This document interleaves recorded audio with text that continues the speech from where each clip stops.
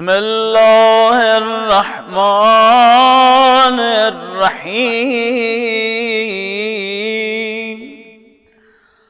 اللهم اجعلني فيه من المتوكلين عليك واجعلني فيه من الفائزين لديك واجعلني فيه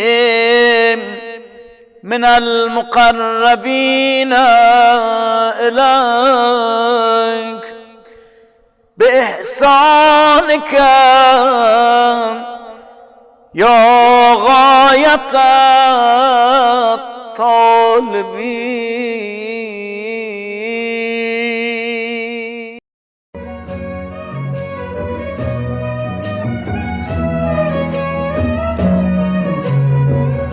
اعوذ باللہ من الشیطان الرجیم بسم اللہ الرحمن الرحیم 10ویں روزے کی دعا کی تلاوت کا شرف ہم نے حاصل کیا۔ دعا کی شرح سے پہلے حضرت خدیجہ سلام اللہ علیہا کا ذکر کرتے ہیں، کیونکہ آج 10 رمضان المبارک جناب خدیجہ سلام اللہ علیہا کی وفات کا دن ہے۔ حضرت خدیجہ سلام اللہ علیہا رسول خدا صلی اللہ علیہ وآلہ وسلم کی پہلی زوجہ ہے، بلکہ صرف زوجہ نہیں، رسول اللہ کے لیے محسنہ ہے، اسلام کے لیے محسنہ ہے۔ اسلام کے 2 بڑے محسن ہیں کہ جنہوں نے اسلام کی کامیابی کے لیے اپنا کچھ بھی نہ بچایا، سب کچھ اسلام پر قربان کر دیا۔ پہلے محسن حضرت ابو طالب علیہ السلام ہے اور دوسری محسنہ حضرت خدیجہ سلام اللہ علیہا ہے۔ ایک مرتبہ حضرت عائشہ نے کہا کہ یا رسول اللہ کیوں بڑھیا کو یاد کر کے روتے ہو جبکہ آپ کی جوان ازدواج موجود ہے؟ رسول خدا نے کہا خدیجہ جیسا کوئی نہیں ہے۔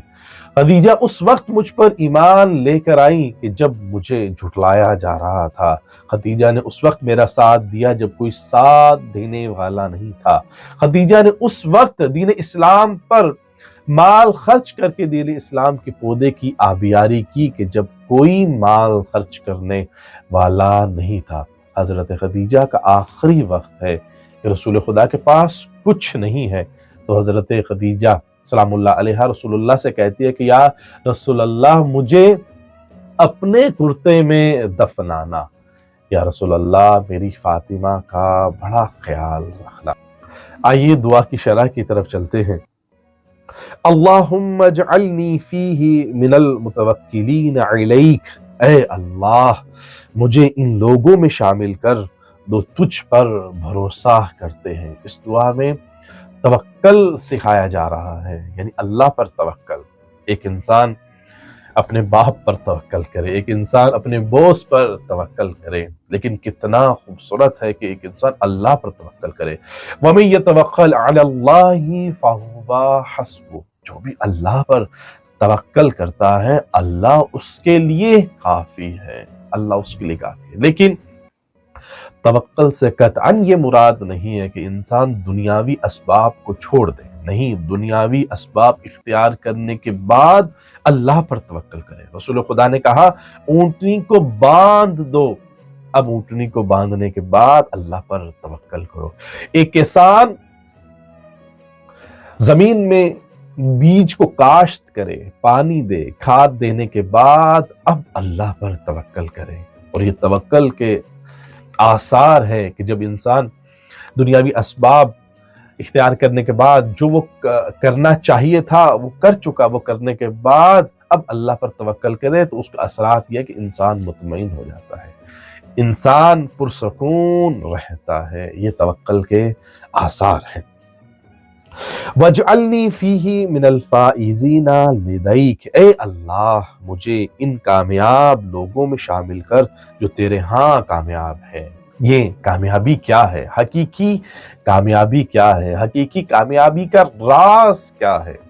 امام خمینی سے کسی نے کہا کہ آپ کو اگر ایک دعا کرنی ہو کہ آپ کی صرف ایک دعا مستجاب ہو، آپ کی صرف ایک دعا پوری ہو، تو آپ کون سی دعا کریں گے؟ تو امام خمینی نے کہا عاقبت بالخیر کی دعا کروں گا، یعنی عاقبت بالخیر سے مراد کہ جب ایک انسان اس دنیا سے جائے تو اللہ اس سے راضی ہو.